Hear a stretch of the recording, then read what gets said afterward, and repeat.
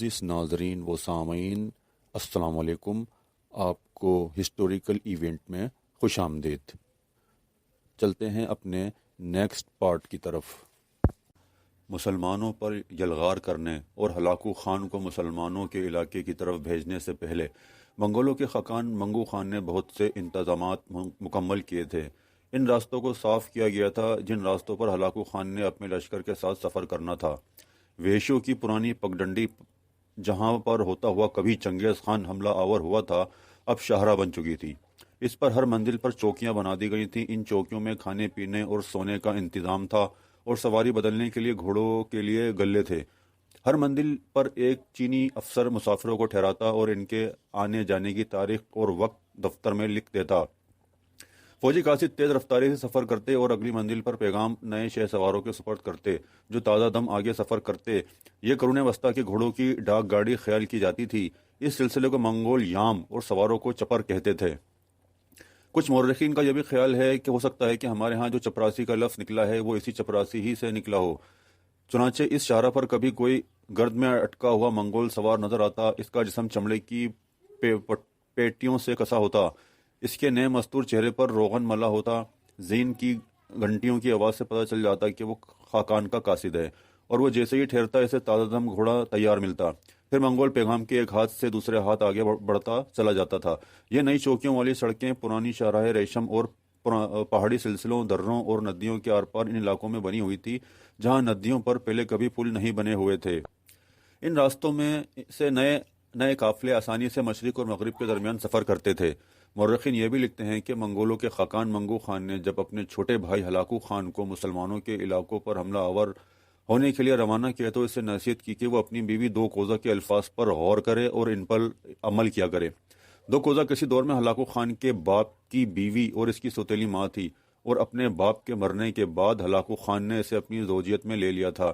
دو کوزہ سے متعلق نصیحت کرنے کے بارے میں مورخین لکھتے ہیں کہ اس سے بہرحال یہ ماننا پڑے گا کہ منگو خان کی تجویز یہ تھی کہ اس مہم میں عیسائی عنصر غالب رہے۔ ہلاکو کی محبوب بیوی دو کوزہ خاتون نستوری عیسائی تھی۔ اس کے علاوہ ہلاکو کی ماں سیور قطنی کا بھی تعلق نستوری عیسائیوں سے تھا۔ ہلاکو خان کے بعد اس کے لشکریوں کا جو سپہ سالار تھا جس کا نام کت بوغا تھا وہ بھی عیسائی تھا۔ مورخین یہ بھی لکھتے ہیں کہ منگو خان کا یہ ارادہ نہ تھا کہ مذہبی لڑائی لڑیں، وہ اپنی یلغار میں عیسائیوں کے تعصب سے مدد لینا چاہتا تھا تاکہ اسلام کی باقی ماندہ عسکری طاقت کو کچل سکے۔ بہرحال منگو خان کی ہدایت کے مطابق ہلاکو خان اپنا تسلط جمانے کے لیے ایک بہت بڑا اور جرار لشکر لے کر روانہ ہوا۔ اس کے ساتھ چینی انجینئروں کا ایک دستہ تھا۔ بعض مورخین کے پاس ایک نیا ہتھیار تھا، یعنی چھوٹی منجنیک، جس کے ذریعے آگ لگانے والا روغن نفت پھینکا جاتا تھا۔ اس کے ساتھ جغرافیہ کے ماہرین تھے جو نئے مفتوحہ علاقوں کے نقشے بنا سکتے تھے، محصول جمع کرنے والے، سڑکیں بنانے والے اور مغرب میں چوکیاں قائم کرنے والے تھے۔ چنانچہ ہلاکو نے اپنے بھائی منگو خان کے مشورے پر عمل کیا۔ پرانے منگول دستور کے خلاف اس نے دو کوزہ خاتون کو اپنے ساتھ تخت پر بٹھایا اور اسے مجلس مشاورت میں بھی شامل کیا اور اس کے مشوروں پر عمل کرنا شروع کیا۔ اس کے علاوہ اس نے اپنی بیوی دو کوزہ کے لیے عبادت کرنے کے لیے لکڑی کا ایک کلیسا بھی بنا کر اس کے ساتھ رکھا تھا۔ راستے میں ہلاکو خان جہاں کہیں بھی قیام کرتا، اپنے لیے اپنے نئے لشکری بھرتی کرتا اور ان کی تربیت کا کام شروع کرتا تھا، اور عسکری سپہ سالار انہیں مختلف دستوں میں بانٹتے چلے جاتے تھے۔ اس کے علاوہ وہ راستے میں غلے اور شراب کے ذخیروں میں بھی اضافہ کرتا گیا۔ راہب ولیم جو اس وقت ان علاقوں میں موجود تھا، اس کا کہنا ہے کہ ہلاکو خان جب اپنے جرار لشکر کے ساتھ کوہستان کفکار کے اس علاقے سے گزرنے لگا جہاں پہاڑی لوگ کوہستانی سلسلوں کے اندر اپنے جانوروں کے گلوں کو چراتے تھے، تو وہاں ان گنت عیسائی گرجستانی اس کے لشکر میں شامل ہوئے۔ اس کے علاوہ آرمینیا کے بادشاہ ہیشون نے بھی ایک بہت بڑا لشکر اپنے بیٹے ختلان کی سرگردگی میں ہلاکو خان کی مدد کرنے کے لیے کوہستان کفار کی طرف روانہ کیا تھا، اور اس لشکر میں آرمینیا کے بادشاہ ہیشون کی انتہائی خوبصورت پرکشش نوعمر اور نوجوان بیٹی کیتھرائن بھی شامل تھی۔ یہاں اس کی شمولیت کا مقصد یہ رکھا گیا تھا کہ وہ اپنے لشکریوں کا حوصلہ بڑھائے اور اس کی لشکر کے اندر موجودگی کی وجہ سے اس کے لشکری مسلمانوں کے خلاف زیادہ دل جمعی اور خون خواری کا مظاہرہ کریں۔ ہیشون کی یہ بیٹی جس کا نام کیتھرائن تھا جنگ و جدل کا تجربہ رکھتی تھی، تلوار کی بہترین دھنی اور ماہر تھی، مردانہ لباس پہنتی تھی، سرخ چمڑے کا تنگ پاجامہ اور اسی سے ملتا جلتا اوپر کا لباس زیب تن کرتی تھی۔ دراز قد تھی، خود پسند اور انا پرست لڑکی تھی، اپنا دفاع کرنے کے ساتھ ساتھ جارحیت اختیار کرنے کا ہنر خوب جانتی تھی۔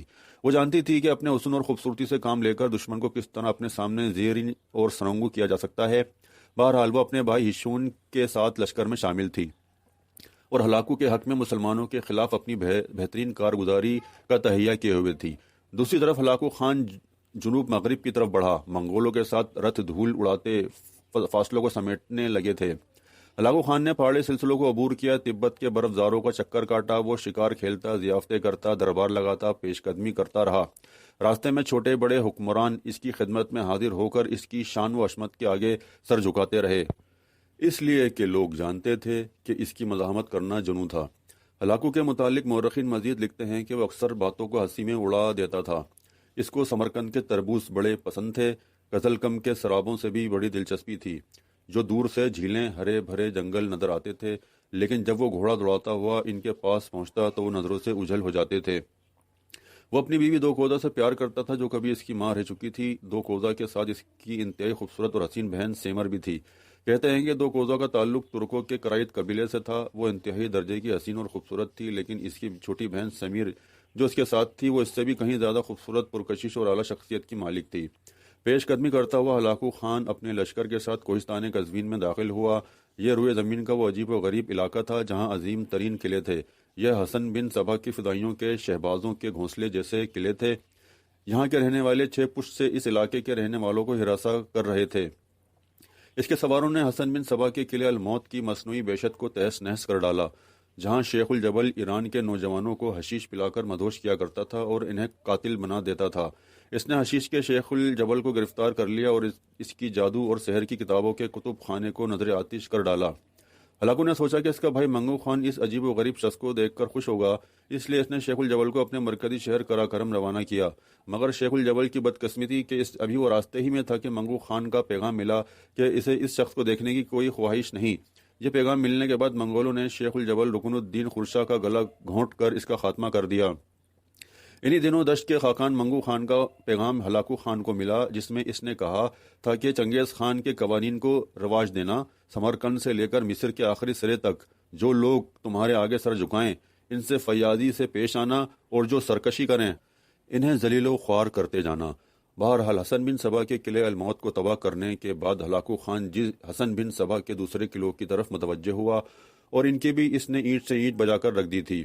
اس طرح صدیوں سے جو حسن بن صبا کے قائم کردہ فدائین مسلمانوں کا قتل عام کرتے جا رہے تھے، خفیہ طور پر ناور مسلمانوں کو موت کے گھاٹ اتار دیتے تھے، انہیں ذلیل اور خوار کر کے موت کی نیند سلا دیا گیا تھا۔ یوں کوہستان قزوین میں حسن بن صبا کے قائم کردہ قلعوں کا خاتمہ کرنے کے بعد ہلاکو خان کے ہاتھ دولت کے انبار لگے، جو حسن بن صبا اور اس کے بعد آنے والے حکمران مسلمانوں کی لوٹ کھسوٹ سے جمع کرتے رہے تھے۔ ان سارے خزائن پر ہلاکو خان نے قبضہ کر لیا، اور اس طرح چند قلعوں کو ہی فتح کرنے کے بعد ہلاکو خان کے پاس سونے، چاندی اور دوسری اشیاء کے ڈھیر لگ گئے تھے۔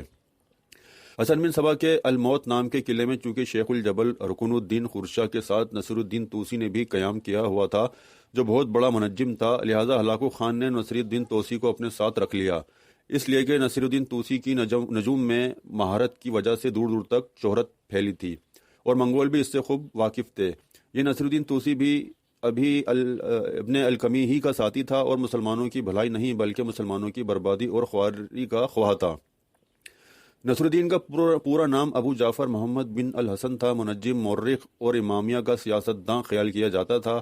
کہتے ہیں کہ یہ شخص 597 ہجری مطابق 1201 عیسوی میں طوس میں پیدا ہوا، اور 672 ہجری مطابق 1274 عیسوی کو بغداد میں وفات پائی۔